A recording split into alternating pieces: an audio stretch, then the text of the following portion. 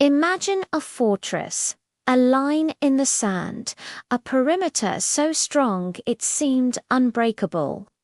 For years, the 38th parallel had been exactly that heavily fortified line dividing North and South Korea, a symbol of a frozen conflict. Bristling with barbed wire, landmines, and soldiers staring each other down.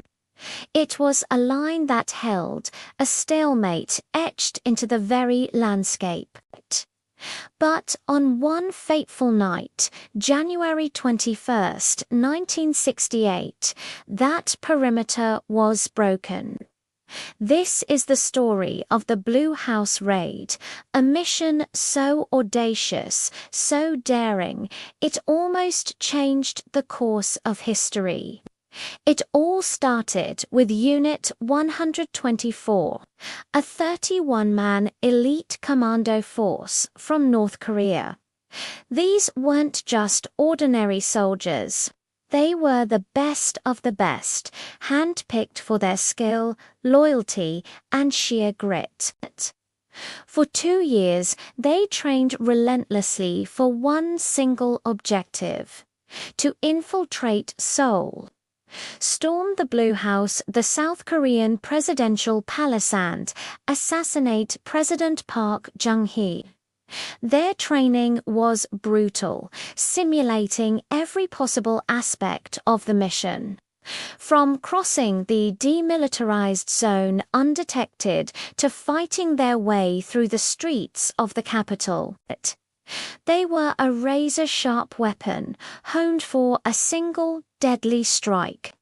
Under the cover of a freezing winter night, they made their move. Dressed in South Korean army uniforms, they slipped across the DMZ, a feat in itself. They navigated the treacherous terrain, avoiding patrols and minefields, their ghosts in the snow. For days they moved south, marching through the mountains, their resolve as hard as the frozen ground beneath their feet. They even had a close call with some local woodcutters. But their convincing disguises and forged documents allowed them to talk their way out of it. They were getting closer, the heart of their enemy just miles away. The unbreakable perimeter was already behind them. Finally, they reached the outskirts of Seoul. The city was a world away from the desolate mountains they had just crossed. It was alive, buzzing with energy, completely unaware of the threat that had just crept into its midst. Using the darkness as their cloak, they moved stealthily towards the Blue House. They were less than 100 meters from the presidential palace, the final checkpoint in their path. Success was within their grasp.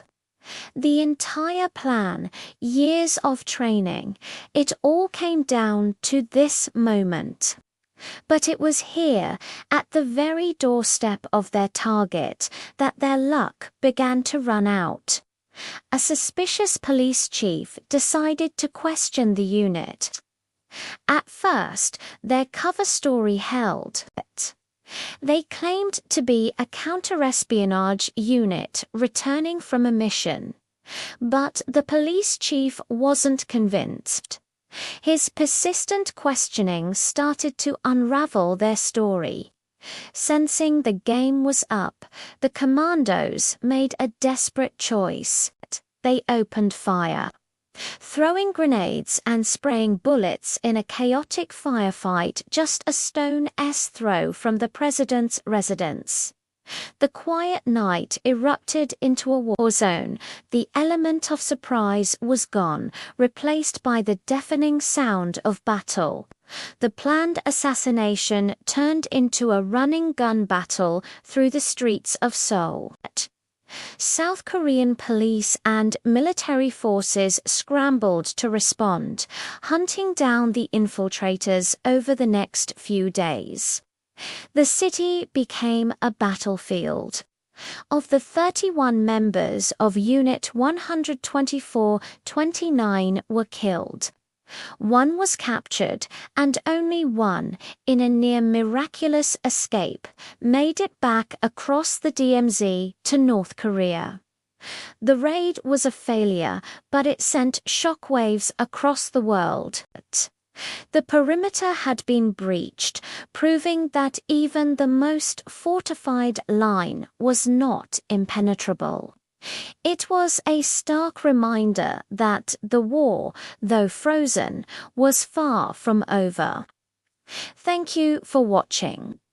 If you found this story compelling, be sure to like and subscribe for more incredible moments from history.